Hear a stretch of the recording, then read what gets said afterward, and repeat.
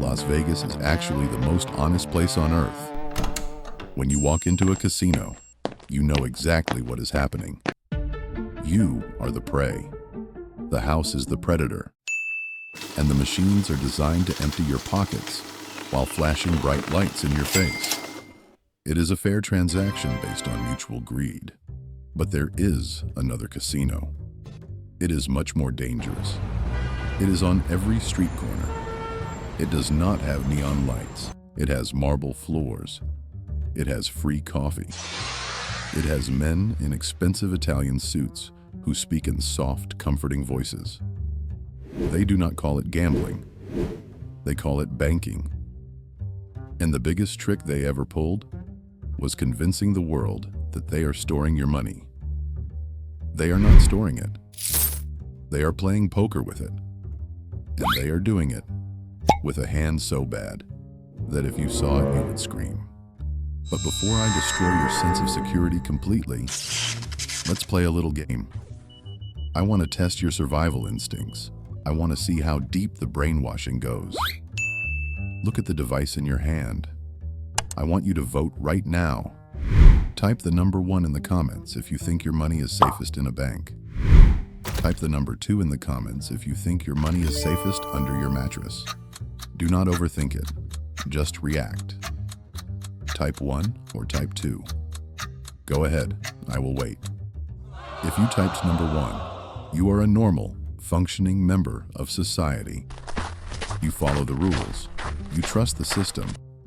You believe the nice lady at the counter when she hands you a lollipop. But I have some terrible news for you. The people who typed number 2 are technically crazy. They are paranoid. They probably wear tinfoil hats. But mathematically speaking, they are currently holding more actual assets than you are. Because the money under the mattress actually exists. The money in the bank is a ghost. It is a hologram. It is a fugazi. Here is the reality of your deposit. You work hard for a month. You sweat. You stress.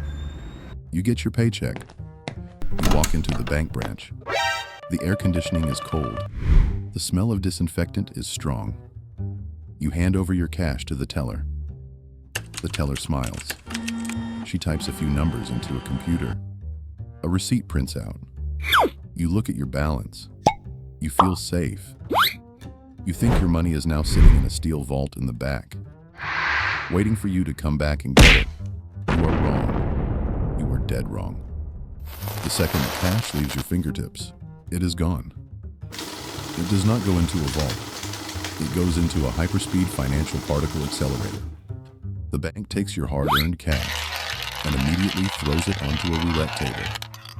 They bet it on mortgages. They bet it on corporate debt. They bet it on government bonds. They lend it to your neighbor to buy a car he cannot afford. They lend it to a hedge fund manager to short a stock you have never heard of. They keep virtually nothing. They keep pennies on the dollar. You are not a customer depositing money for safekeeping. You are an unsecured creditor, lending money to a hedge fund that knows how to decorate a lobby. Yeah! And the worst part? If they win the bet, they keep the profit. They buy private jets. They pay themselves million-dollar bonuses. If they lose the bet, if the market crashes, if the housing bubble bursts, do they pay? No, you pay. Or the government prints more money to save them, which means you pay anyway through inflation. This is not a service. This is a hostage situation. And today we are going to open the black box. We are going to look at the mechanics of the machine. I am not going to give you boring textbook definitions. I am going to show you how the magician saws the lady in half, and why the lady never actually gets put back together. If you were one of the brave souls who typed the number 1 in the comments, I need you to sit down. I need you to take a deep breath. Because what I am about to tell you might ruin your relationship with your wallet forever. You are living in a hallucination. It is a very polite, very well-dressed hallucination, but it is fake nonetheless. The biggest lie ever told in modern history is the word deposit. Think about that word, deposit.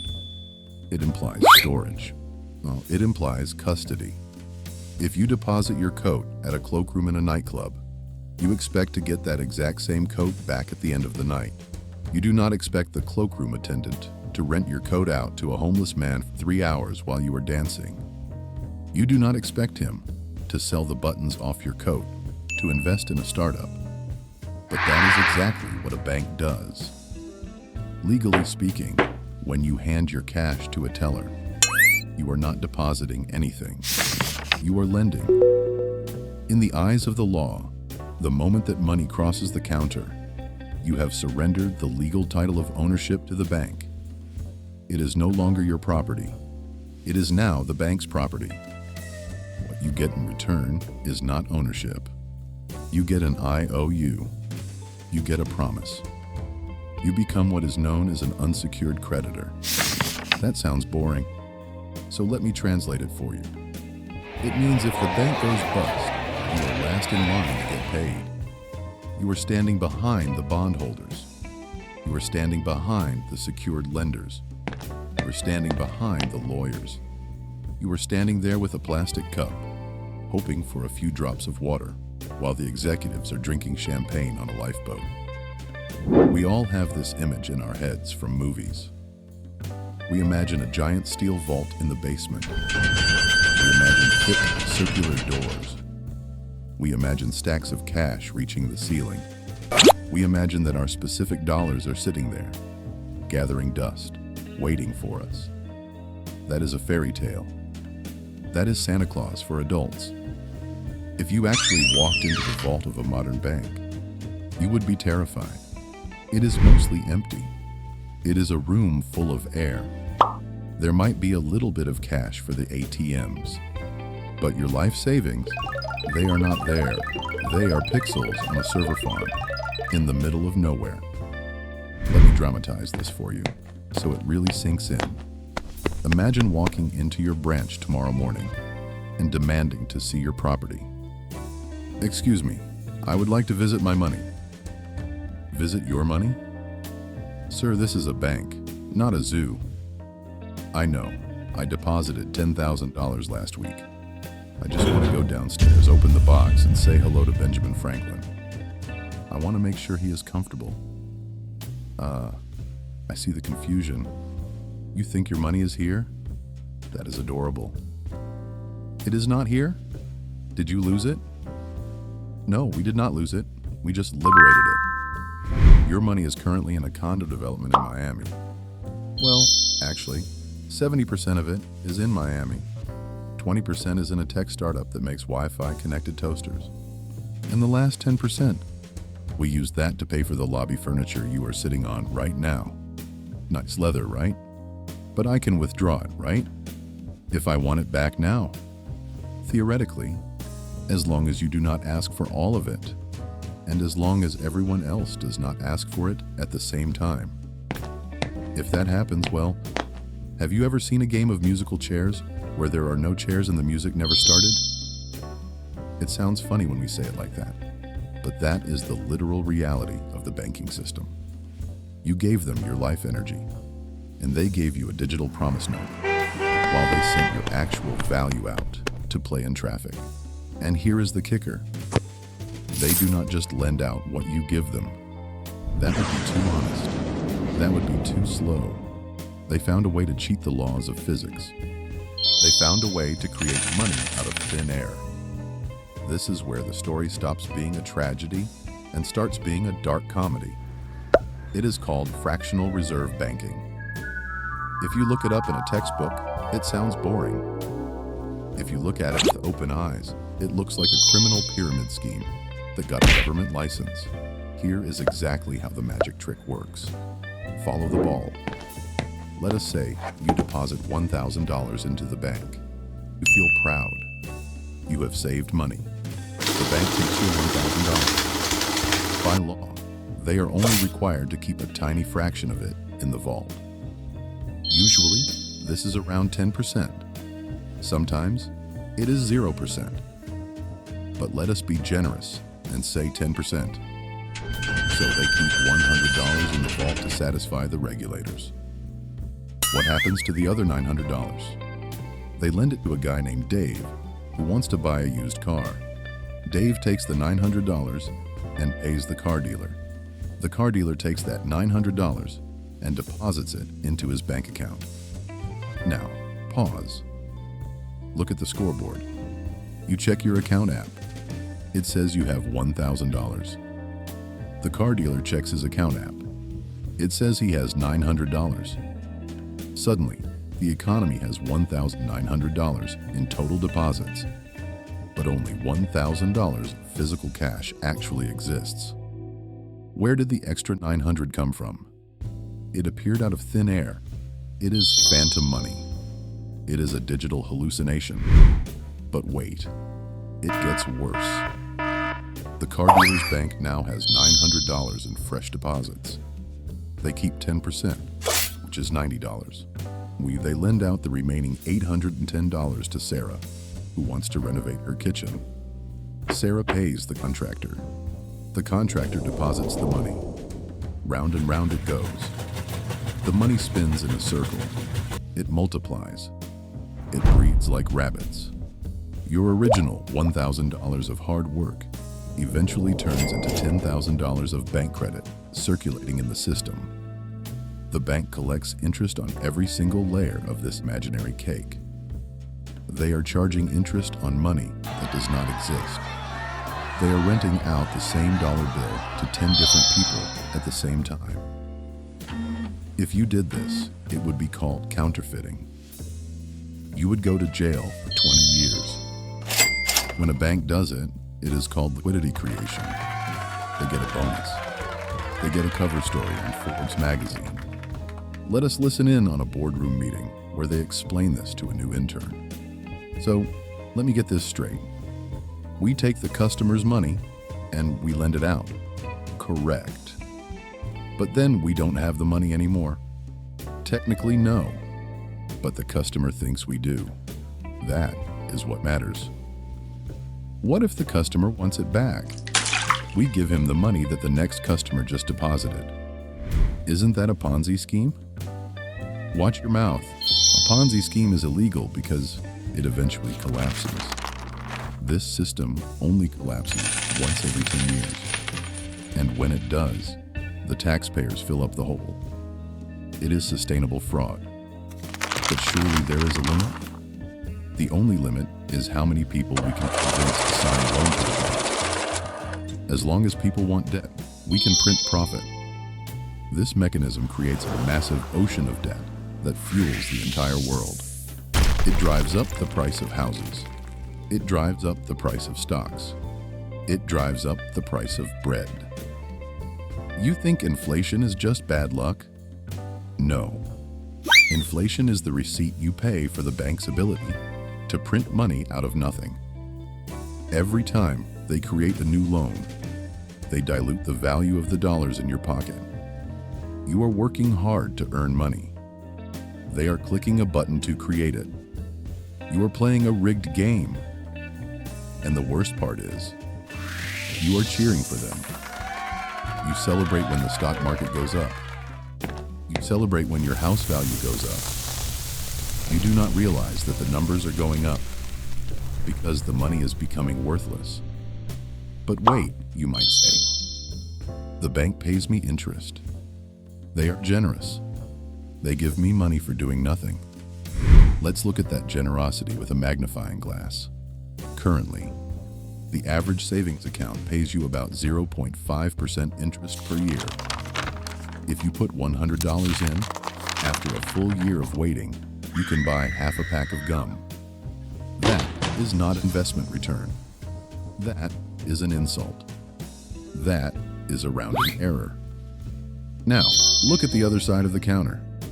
When that same bank lends money to you via a credit card, what do they charge? 20%?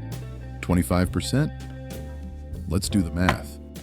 They take money from you at 0.5% and they sell it back to you at 25%. That is a markup of 5,000%.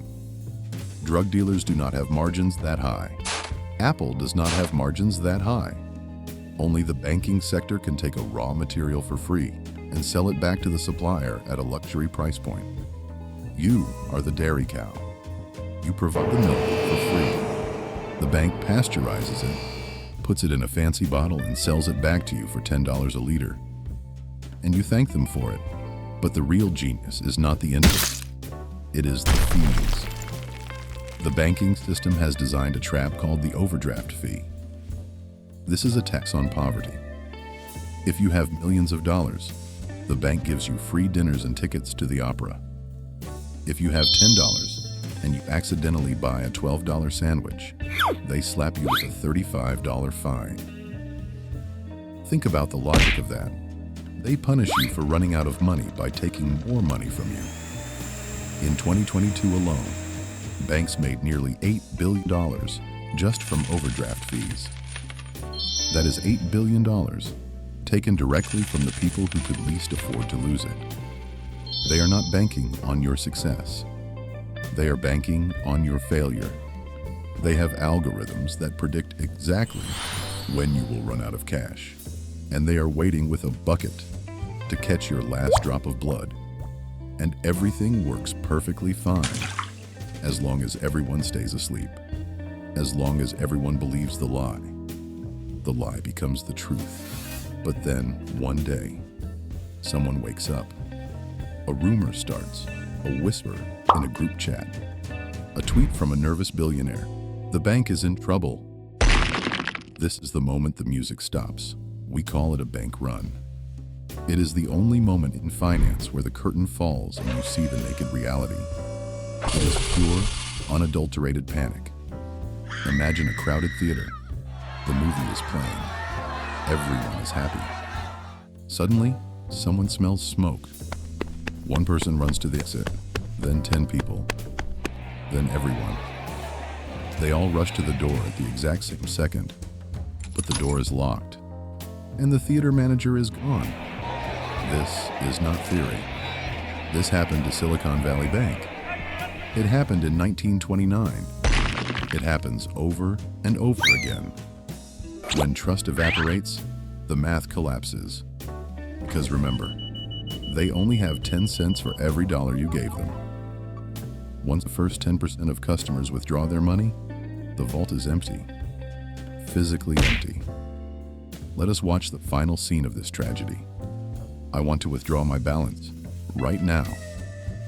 I am sorry, sir. We are experiencing technical difficulties. I don't care about difficulties. I want my cash. We cannot do that. Oh, your safety. We have paused withdrawals. My safety? You mean your safety? It's my money. Sir, please lower your voice or I will call security. Your money is safe. It is just temporarily inaccessible. That is the code word for gone.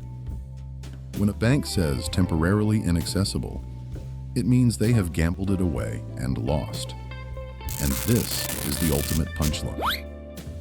When the casino goes bust, who pays for the losses? Do the bankers sell their yachts? Do they sell their mansions? No. The government steps in. They print billions of dollars to bail out the bank. They save the system using your tax money. They dilute your currency to save their bad bets. It is socialism for the rich and brutal capitalism for the rest of us. The house never loses, because the house owns the people who make the rules. So, where does this leave you?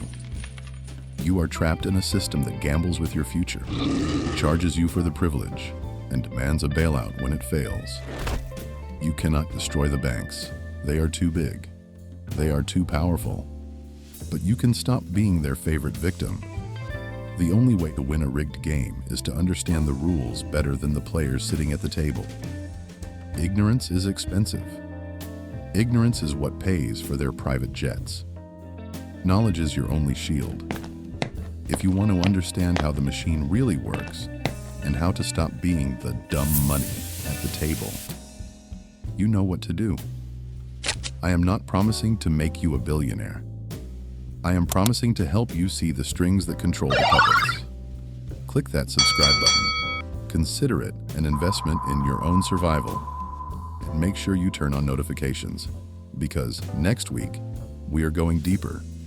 We are going to look at the paper money in your wallet itself. We are going to talk about fiat currency, the greatest magic trick in human history, where the government convinces you that a piece of paper has value just because they said so. You think the bank is a scam? Wait until you see the central bank. But for now, take a lesson from this. The bank is a tool. Use it for transactions. Use it for convenience. But never, ever mistake it for a sanctuary. Do not fall in love with your bank account balance. It is just a number on a screen, and numbers can be deleted. True wealth is what you control. True wealth is assets that do not rely on a promise from a stranger in a suit. So, go back to that question I asked at the start. The people who voted for the mattress? They might be crazy. They might have back pain. But tonight, they are sleeping on a pile of reality, while the rest of the world is sleeping on a dream. And in the financial world, dreams have a nasty habit of turning into nightmares right before the alarm goes off. Sleep tight. And maybe check under your bed. It might be the only bank branch that is actually open when you really need it.